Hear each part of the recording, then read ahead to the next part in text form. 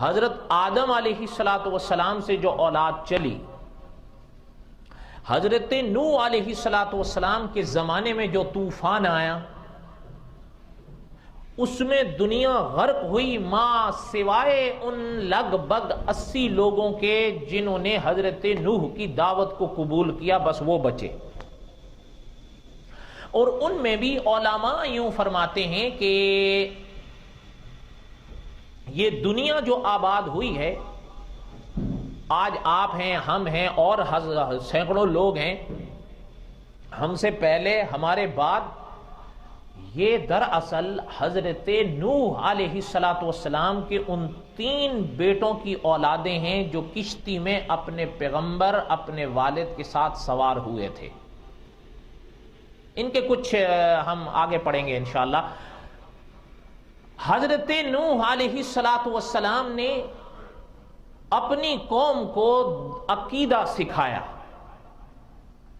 عقیدہ کس کو کہتے ہیں؟ اور توحید کے لیے حضرت نے یعنی اپنی زندگی کے لمحات خرچ کیے ہیں۔ خود کلام پاک میں حضرت نوح علیہ السلام کی دعا اور فریاد ہے کہ میرے اللہ، میں نے اپنی قوم کو آپ کا پیغام دیا ہے، اور یہ نہیں ہے کہ اس میں نے کوئی وقت کا لحاظ کیا ہے، بلکہ میں نے دن رات ایک کیا ہے۔ فلم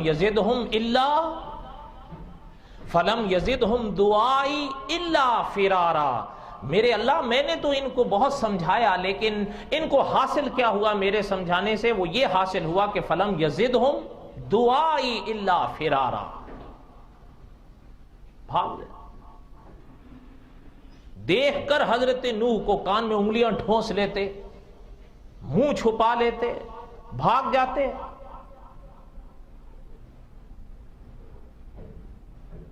یہ سب تفصیلات آپ جانتے ہیں۔ اچھا، یہ چیز بھی ذہن میں رکھیں کہ حضرت نوح علیہ السلام نے جو اپنی قوم کو خدا کا پیغام دیا ہے، یعنی علماء یوں لکھتے ہیں کہ توحید اس کی 3 قسمیں ہیں: توحید الوہیت، توحید ربوبیت، توحید الاسماء والصفات۔ یہ توحید کی 3 قسمیں ہیں۔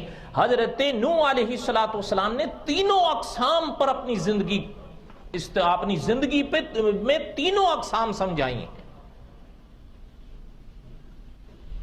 لیلاً ونہارا، یعنی رات تھا، دن تھا، قوم کو عقیدہ توحید سمجھایا۔